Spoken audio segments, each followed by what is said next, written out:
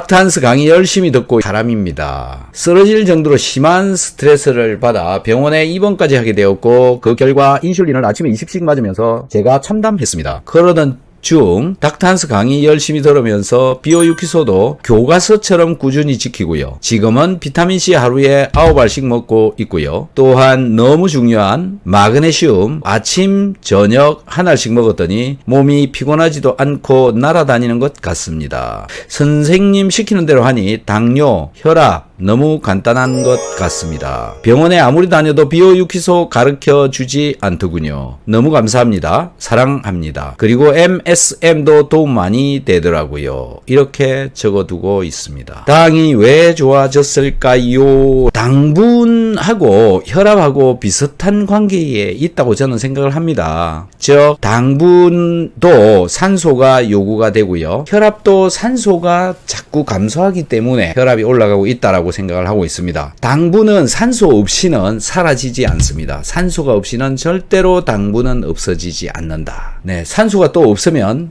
포도당 가지고 젖산을 만들어서 암을 만들 뿐입니다. 당뇨도 만들고 각종 질환, 즉 지방간도 만들고 콜레스테롤 높은 몸으로도 만들고 그래서 당이 최악의 물질이 되어져 있을 정도로 안 좋은 거다. 당분의 세포 대사를 하는 것은 굉장히 중요한데요.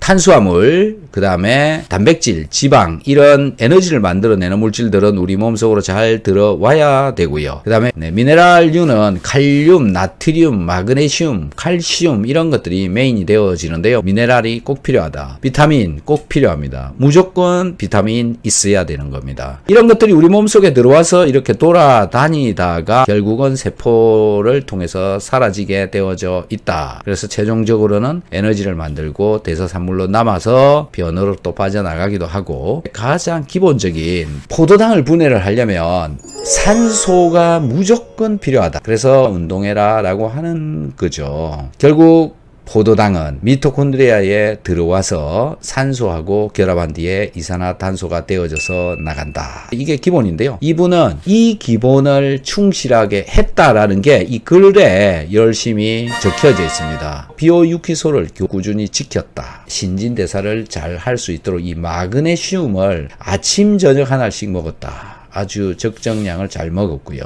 그 다음에 신진대사의 가장 기본이 되는 소금을 소변염 농도가 잘 나오게 먹었다. 그래서 지금은 아무데도 몸이 아프다든지 하는 것은 없고 약 먹는 것은 하나도 없다. 이분이 지금 66세이시래요. 그래서 우선 식이요법, 당뇨병 환자의 건강한 식생활을 위한 6가지 팁. 과도한 저염식은 오히려 식이요법을 망치는 길이다. 저염식을 하지 말라라고 하는 이유가 우리 몸속에 미토콘드리아 속에서는 전자가 충분하게 있어야 신진대사가 잘 되고요. 에너지가 잘 만들어집니다. 소금으로부터 전기가 통하는 그런 영향을 받게 되는 거죠. 소금이 있어야 전기가 잘 통한다. 저염식을 해라 라고 하는 이 단어 자체가 정말 없어져야 되는 단어입니다. 혈중 소금 농도 무조건 맞추어 주어야 된다라는 건데요. 그게 적당한 양은 소변의 염 농도가 0.9%가 나오도록 먹는 것이 적당한 수준이다. 그래서 첫 번째는 잘 먹어야 된다. 잘 먹었으니까 운동을 해야 된다. 운동하고 나면 피곤하거든요. 쉬어야 된다. 이게 기본에 충실한 거다. 이런 과정에 우리가 많이 간과하고 있는 것들이 결국은 물도 굉장히 중요하다. 라는 거고 산소가 몸속에 많이 잘 들어가야 되는데요. 저는 특히 강조해서 이야기를 하고 싶은 게 뭐냐면 여러분들의 몸속에 산소가 제대로 들어오고 있느냐라는 겁니다. 대부분의 사람들이 산소가 부족하다. 본래 사람은 많이 먹지 않았다. 긴 세월 동안 인간의 몸은 환경에 적응되어져 왔다. 즉 춥고 배고프고 몸에 칼로리가 부족한 그런 세월이 수만 년, 수십만 년을 지내왔다. 하지만 최근 한 50년 정도 전부터 먹을 게 많아지게 되었다. 그러면 이 DNA가 어떤 상황을 만들어 주느냐라는 것인데요. 예전에는 산소량이 많고 먹을 게 적었다. 그렇지만 지금은 들어오는 산소량보다 먹을 게 훨씬 더 많은 시대가 되어져 버렸다. 현재 숨쉬고 있는 그 산소량으로 입으로 들어온 음식물을 다 없앨 수 있을까? 운동을 해야 된다. 당을 없애는 방법 정말 간단합니다. 당은 탄수화물로부터 들어오지요. 대부분의 탄수화물을 끊어버리고 다른 영양소로 대체를 하시면 쉽게 해결을 해 갈 수가 있다라는, 그 중에 또 한 개가 소금입니다. 이분은 비오유키소를 했다고 얘기를 했고, 비오유키소 안에 소금이 들어있습니다. 그 소금은 알칼리성 소금입니다. 몸을 항산화를 시켜주고 있는 그런 소금이죠. 소금을 소변의 염농도가 0.9%가 나오도록 먹었다. 그 다음에 비오유키소. 이가 비타민입니다. 네, 이것 때문에도 신진대사가 굉장히 잘 되었고, 신진대사가 잘 된 것 때문에 산소가 훨씬 더 잘 들어가게 되었고요. 신진대사가 촉진이 되어지니까는 결국은 체온은 올라가게 된다. 비타민, 오메가3, 유산균, 키토산, 소금 열심히 챙겨 드시고, 운동을 열심히 해주면 산소를 열심히 넣어주고 체온도 높이고, 핵심은 염분 농도를 혈중에서 높여주자. 그러면 혈압을 좀 올려줄 수 있다. 저는 당뇨가 30년 됐는데 혈당이 250 정도 나왔다 라는 거죠. 키토산하고 비타민C, 소금물 같이 먹은 지 10일 정도 먹었는데 혈당이 120 나오는데, 제가 키토산 비타민 복용해서 당이 떨어지는지 알고 싶네요. 네, 맞습니다. 키토산, 비타민C, 소금 같이 섭취를 했기 때문에 일어나는 현상입니다.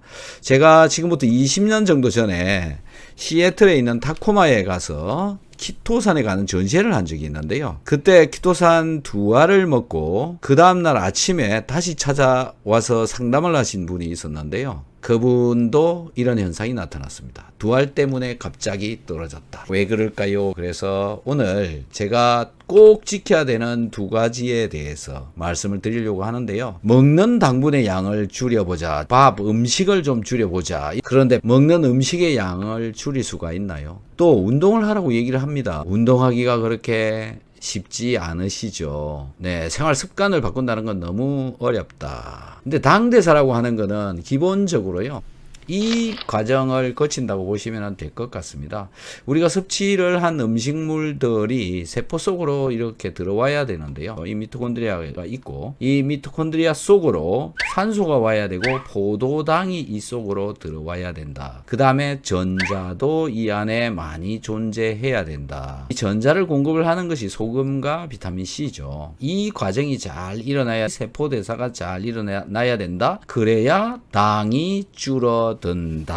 포도당이 세포까지 오도록 하는데 기여하는 것이 뭐냐면 인슐린이라고 하는 호르몬이죠. 인슐린을 여러분 마음대로 잘 할 수가 없잖아요. 여기서 와야 되는 게 뭐냐면 산소가 이쪽으로 들어와야 됩니다. 즉 숨을 잘 쉬어야 된다. 호흡을 잘 해야 된다. 그래서 이 미토콘드리아 속에서 이제 잘 반응이 일어나면 포도당은 사라지게 되어져 있다. 라는 거죠. 자, 그래서 해야 되는 일 중에 한 가지가 식이섬유질을 많이 섭취하자라는 건데요. 네, 7대 영양소라고 하기도 하고, 사람의 소화 효소에 의해서는 분해가 되어지지 않는다라는 거죠. 이 식이섬유질이 하는 기능이 엄청 중요한 것들이 많이 있습니다. 사람들한테 많이 먹어라라고 하고 있는데요. 그 정도의 양을 여러분들 드시고 계시나요? 490g, 지금 이 저울에 올라가 있는 이 정도의 양을 하루에 다 먹는다면 아마 당뇨가 굉장히 많이 좋아질 거라고 생각을 합니다. 이런